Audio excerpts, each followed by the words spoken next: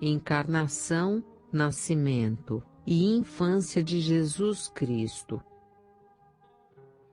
Por Santo Afonso Maria de Ligório, doutor da Igreja e fundador da Congregação Redentorista. Tradução do Padre Oscar das Chagas Azeredo, Congregação Redentorista.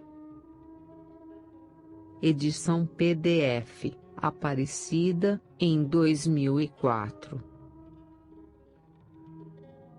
Primeira parte. Considerações sobre a infância de Jesus.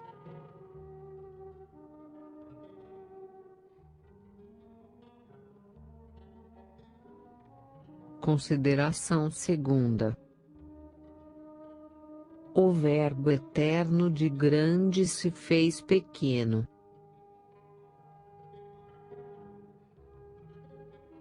Nasceu-nos um menino e foi-nos dado um filho. Isaías 9,6.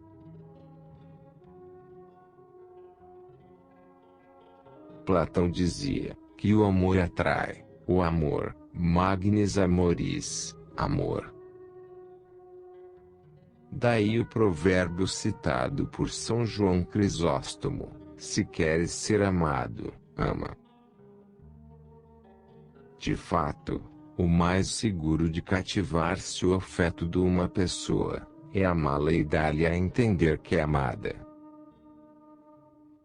Mas, Jesus meu, essa regra, esse provérbio é para os outros, para todos os outros e não para vós. Os homens são gratos para com todos, menos para convosco. Não sabeis o que mais fazer para testemunhar aos homens o amor que lhes tendes, nada mais vos resta fazer para conquistardes o coração dos homens. E quantos são os que vos amam? Ah, a maior parte, digamos melhor, quase todos não só não vos amam, mas nem sequer vos querem amar. Ainda mais, vos ofendem e desprezam. Queremos também nós ser do número desses ingratos. Oh, não, que não merece esse Deus tão bom, tão amante que, sendo grande, e de uma grandeza infinita, quis fazer-se pequeno para ser amado por nós. Peçamos a Jesus e Maria nos esclareçam.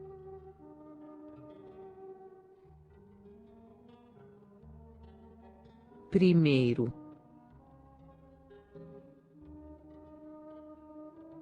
para se compreender qual foi o amor que determinou a um Deus fazer-se homem e criancinha em favor dos homens, seria preciso ter uma ideia da grandeza de Deus. Mas que homem ou que anjo poderia compreender a grandeza divina que é infinita?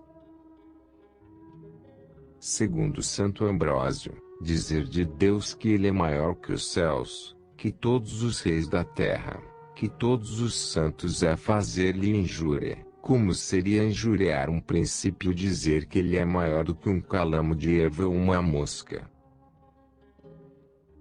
Deus é a grandeza mesma, e toda a grandeza é apenas uma mínima parcela da grandeza de Deus. Considerando essa divina grandeza, convencido de sua absoluta incapacidade para compreendê-la, Davi exclamou: Senhor, onde encontrar uma grandeza comparável à vossa? De fato, como poderia uma criatura, cuja inteligência é finita, compreender a grandeza de Deus, a qual não tem limites? Grande é o Senhor, cantava o mesmo profeta, ele é digno de todo louvor, e sua grandeza é infinita. Não sabeis, disse Deus aos judeus, que eu encho o céu e a terra. de sorte que para falarmos segundo o nosso modo de entender, não passamos de atomozinhos, imperceptíveis nesse imenso oceano da essência divina. Dizia o apóstolo, nele temos a vida, o movimento, e o ser. Que somos nós em relação a Deus? Que são todos os homens, todos os monarcas da terra, e mesmo todos os santos e todos os anjos do céu diante da infinita grandeza de Deus. Somos menos que um átomo relativamente ao mundo inteiro, e para falarmos como Isaías, todas as nações são na presença de Deus como a gota d'água suspensa no bordo do vaso, como o peso que faz pender apenas a balança, e todas as ilhas não são senão um pouco de pó. Numa palavra, todo o universo é diante dele como se não existisse. Ora, esse Deus tão grande se fez criança, e para quem? Por nós, nasceu-nos um menino, disse ainda Isaías. Mas para que fim? Santo Ambrósio responde, fez-se pequeno para nos tornar grandes, quis ser envolvido em paninhos para nos livrar das cadeias da morte, desceu à terra a fim de que pudéssemos subir ao céu. Expôs o ser imenso feito criança, aquele que os céus não podem conter, ele fechado em pobres paninhos, e deitado num presépio estreito e grosseiro, sobre um pouco de palhas que lhe servem de leito e de travesseiro. São Bernardo exclama, vinde ver um Deus que pode tudo, preso em paninhos de sorte a não poder mover-se, um Deus que sabe tudo, privado da palavra, um Deus que governa o céu e a terra, necessitando ser carregado nos braços, um Deus que nutre todos os homens e todos os animais, precisando de um pouco de leite para viver, um Deus que consola os aflitos, que é a alegria do paraíso, e que chora, que geme, que procura quem o console. Em suma, diz São Paulo que o Filho de Deus vindo à terra se aniquilou a si próprio. E por quê? Para salvar o homem e para ser por ele amado. Meu divino Redentor, exclama São Bernardo, na medida que vos abaixastes fazendo-vos homem e criança brilharam a misericórdia e o amor que nos mostrastes a fim de ganhar os nossos corações. Embora os hebreus tivessem claro conhecimento do verdadeiro Deus, que se lhes manifestara por tantos milagres, não estavam satisfeitos. Queriam vê-lo face a face. Deus achou meio de contentar também esse desejo dos homens. Tomou a natureza humana e tornou-se visível a seus olhos, diz São Pedro Crisólogo. E para o melhor se insinuar aos nossos corações, continua o mesmo santo, quis mostrar-se primeiro como uma criancinha, porque nesse estado ele devia parecer-nos mais grato aos nossos afetos. Sim, acrescenta São Cirilo de Alexandria, ele se abaixou à humilde condição de uma criancinha a fim de se tornar mais agradável aos nossos corações. Era esse, com efeito, o meio mais próprio para se fazer amar.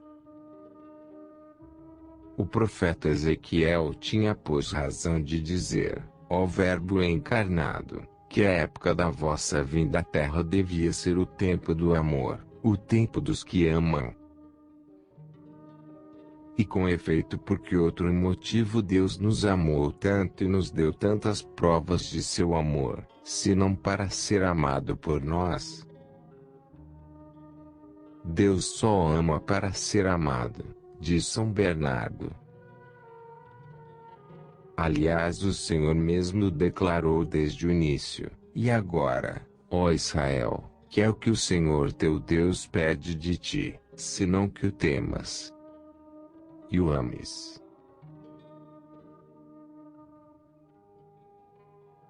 Para obrigar-nos a amá-lo, Deus não quis confiar a outrem o negócio de nossa salvação, mas quis fazer-se homem e vir resgatar-nos em pessoa.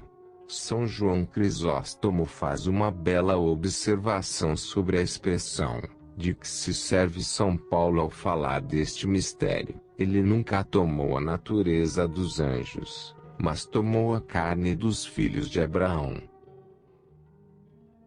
Por quê? Pergunta ele. Não diz o apóstolo simplesmente que Deus se revestiu da carne humana, mas que a tomou como que a força, segundo a significação própria do vocábulo aprendite. E responde, disse assim por metáfora, para explicar que Deus desejava ser amado pelo homem, mas o homem lhe voltara as costas, e não queria reconhecer o amor que Deus lhe tinha. Eis porque desceu do céu e tomou um corpo humano para se fazer conhecer e amar, como que a força, pelo homem ingrato que dele fugia. É por isso que o Verbo eterno se fez homem, e é também por isso que ele se fez criança. Ele poderia apresentar-se sobre a terra como homem feito à semelhança do nosso primeiro pai Adão, mas o Filho de Deus preferiu mostrar-se ao homem sob a forma de uma graciosa criança, a fim de ganhar mais depressa e com mais força o seu coração. As crianças são amáveis por si mesmas e atraem o amor de quem as vê. O Verbo divino fez-se menino, diz São Francisco de Sales, a fim de conciliar o amor de todos os homens. Ouçamos São Pedro Crisólogo, não é porventura desse modo que deveria vir a nós aquele que queria banir o temor e fazer reinar o amor? Que alma haverá, tão feroz que se não deixe vencer pelos encantos dessa criança? Que coração tão duro que se não enternece a sua vista? E que amor não exige ele de nós? Assim pois quis nascer aquele que queria ser amado e não temido. O Santo Doutor nos faz compreender que, se o Divino Salvador quisesse, vindo ao mundo, fazer-se temer e respeitar pelos homens, ter-se apresentado sob a forma de um homem perfeito e cercado da dignidade régia. Mas, como procurava apenas ganhar os nossos corações, quis aparecer no meio de nós como uma criança, e como a criança mais pobre e humilde, nascida numa fria gruta entre dois animais, colocados sobre a palha num presépio, sem lume, e envolta em paninhos insuficientes para defendê-la do frio. Assim quis nascer aquele que queria ser amado e não temido. Ah, meu Senhor e meu Deus, quem pois vos obrigou a descer do trono dos céus, para nascerdes no estábulo? Foi o amor que tendes aos homens. Quem vos arrancou da destra do Pai eterno, onde estás assentado, e vos deixou numa vil manjedoura. Vós que reinais sob a bobada estrelada, quem vos estendeu sobre a palha? Quem do meio dos anjos vos fez residir entre dois animais? Foi o amor. Vós abrasais os serafins, e tremeis de frio. Vós sustendes o céu, e é preciso que vos levem nos braços.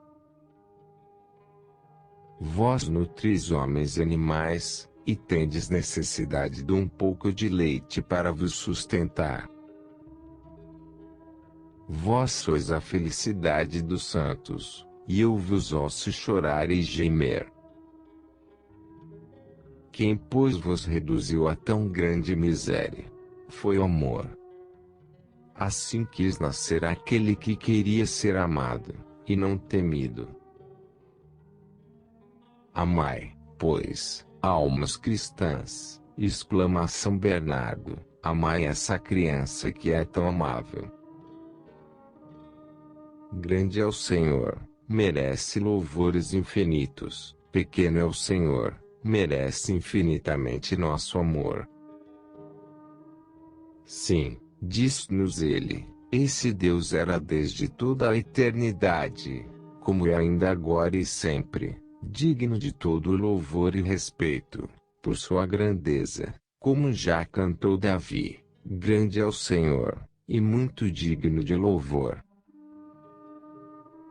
Hoje porém que o vemos feito menino, necessitado de leite, sem se poder mover, tremendo de frio, vagindo, chorando, procurando quem o pegue, a que se console. Ah, como é amável e caro aos nossos corações! O Senhor é pequeno e excessivamente amável. Devemos adorá-lo como Deus, mas o nosso amor deve igualar a nossa veneração para com um Deus tão amável e tão amante. Uma criança, observa São Boaventura, gosta de achar-se entre crianças, no meio de flores e nos braços dos que a amam. Se quisermos comprazer ao divino infante, quer dizer o santo, devemos tornar-nos crianças com ele, isto é, simples e humildes, levar-lhe flores das virtudes, mormentes da mansidão, da mortificação, da caridade, tomá-lo em nossos braços com amor. Que queres mais, ó homem? Acrescenta São Bernardino de Sena, que esperas ainda para te dares sem reserva a teu Deus? Considera as penas que Jesus sofre por ti, vê com que amor esse eterno Salvador desceu do céu para te procurar. Não ouves os seus gritos, os seus lamentos infantis. Apenas nascido, dirige-se a ti, escuta com ele, te chama com seus lamentos. Ó alma a quem amo, parece dizer-te, eu te procuro, é por amor de ti, para obter o teu amor que vim do céu à terra. Ó Deus, os próprios animais, quando lhes fazemos algum benefício, quando lhes damos alguma coisa, mostram tanto reconhecimento. Vem a nós, obedecem-nos a seu modo como sabem, testemunham-nos alegria ao ver-nos. E nós, como podemos ser tão ingratos para com Deus, que se deu a nós, que desceu do céu à terra, se fez menino para nos salvar e ser de nós amado. Amemos pois o menino de Belém, exclame o seráfico São Francisco. Amemos a Jesus Cristo que com tanto empenho procurou ganhar os nossos corações.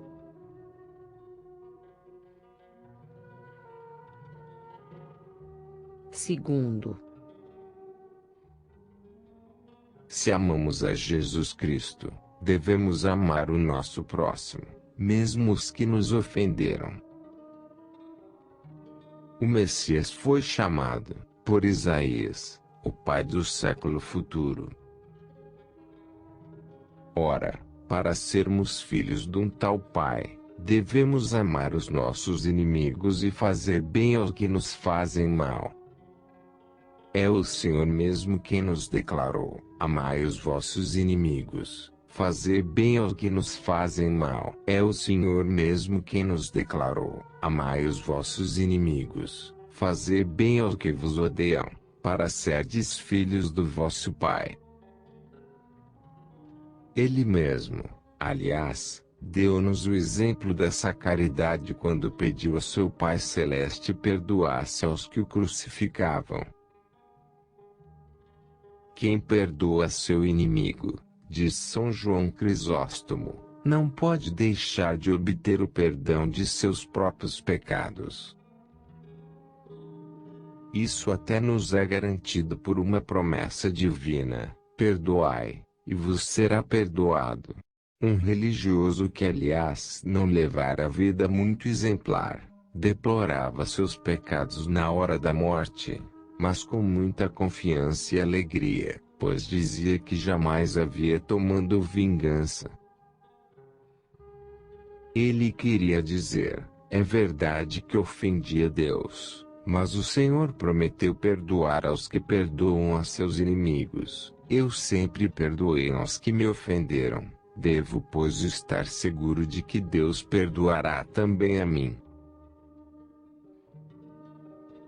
E falando em geral do que concerne a todos, como podemos recear não obter o perdão de nossos pecados, quando pensamos em Jesus Cristo?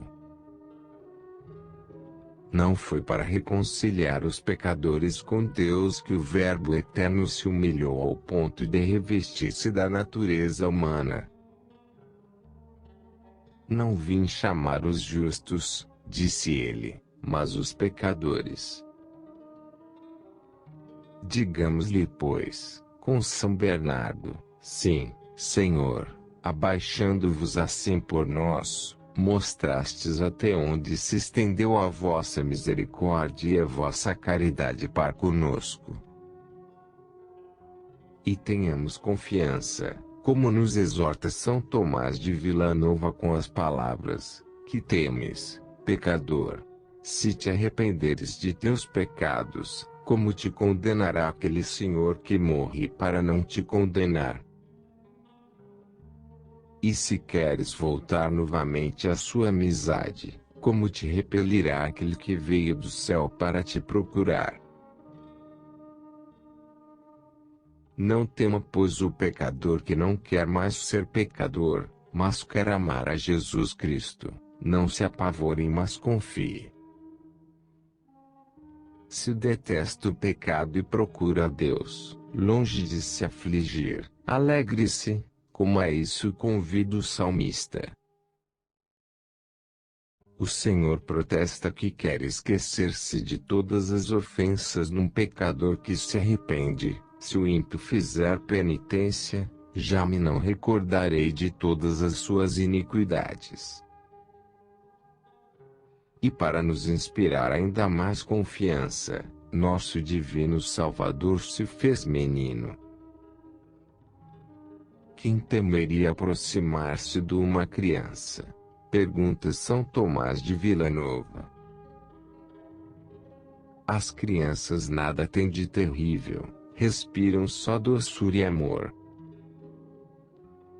As crianças, diz São Pedro Crisólogo, não sabem encolerizar-se. Se lhes acontece irritarem-se, facilmente se acalmam.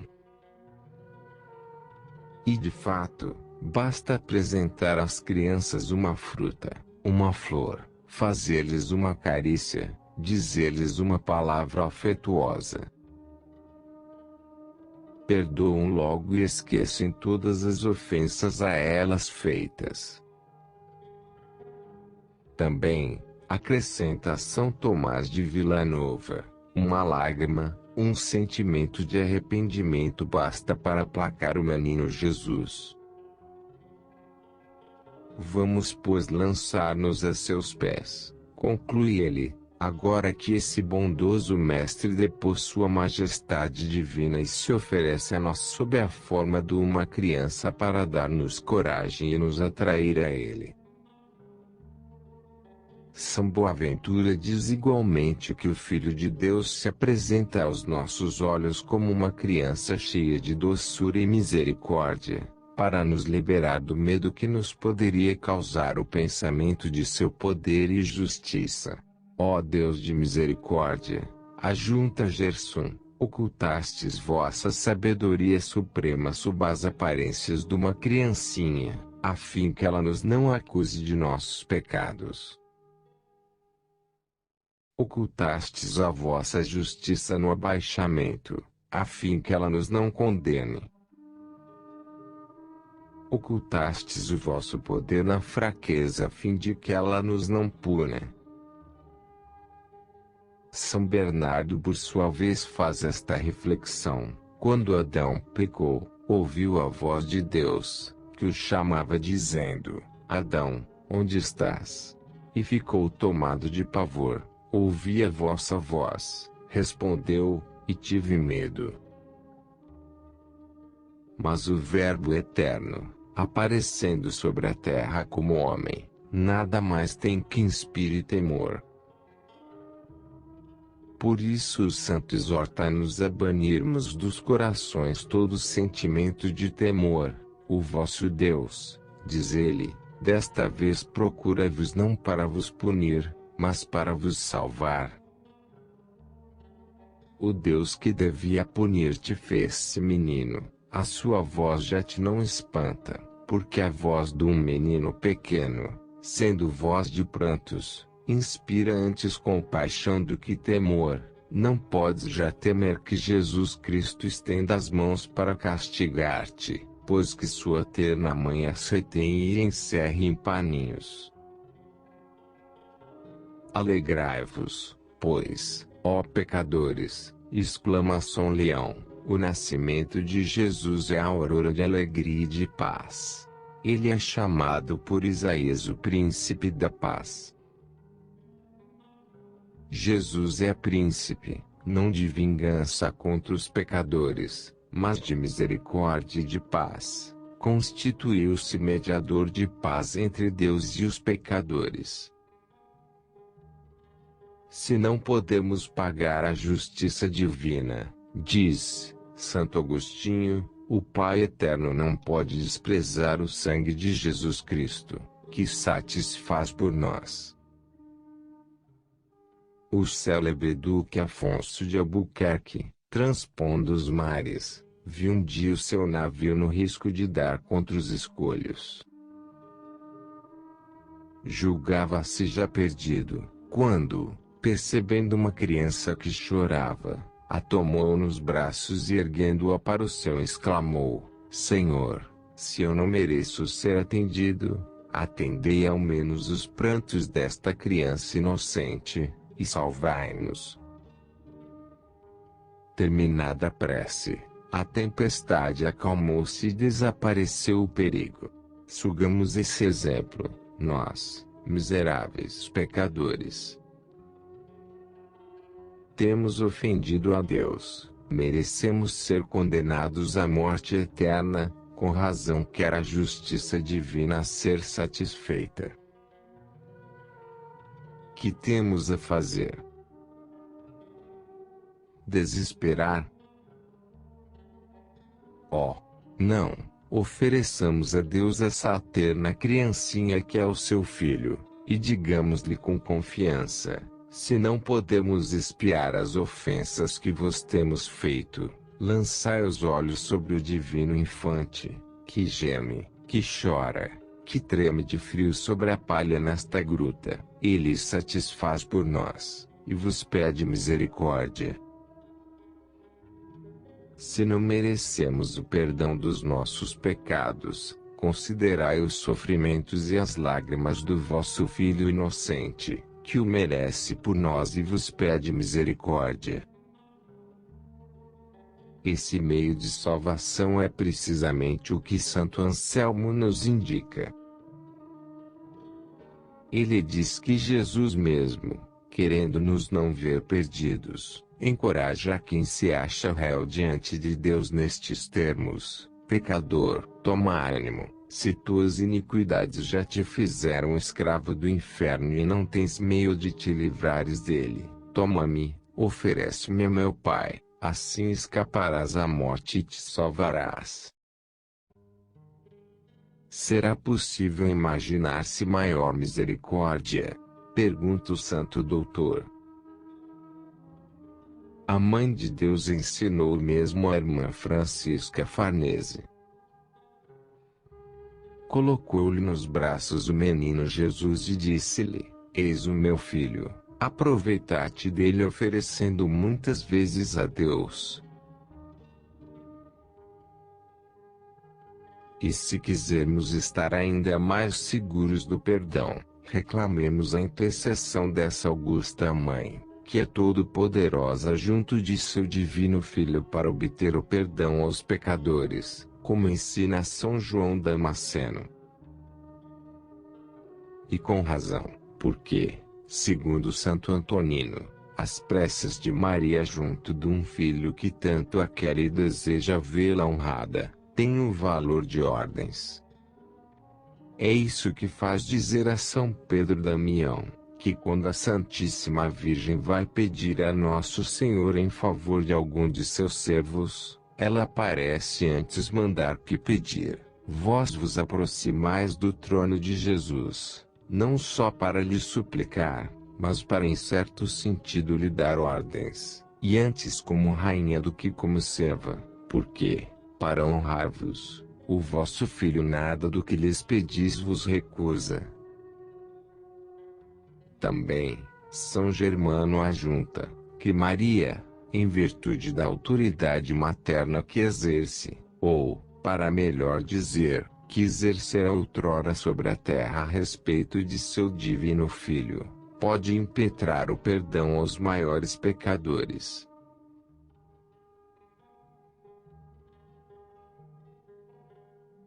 Afetos e súplicas.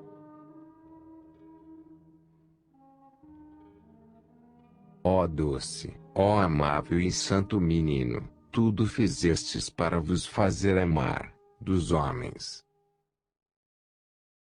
Basta dizer que de Filho de Deus vos fizestes filho do homem, e que quisestes nascer não só como todos os outros filhos dos homens, porém mais pobre e mais humilhado que todos os outros, escolhendo para habitação um estábulo, e para leito um pouco de palha. Quisestes mostrar-vos a nós, a primeira vez, nessa humilde e tocante condição de criança, para começar a ganhar os nossos corações desde o vosso nascimento. E depois continuastes, durante toda a vossa vida, a dar-nos provas sempre maiores de vosso amor, até morrerdes em sangue desonrado num patíbulo infame. Donde vem, pois, a ingratidão dos homens para convosco? Tampouco vos conhecem, e menos ainda vos amam.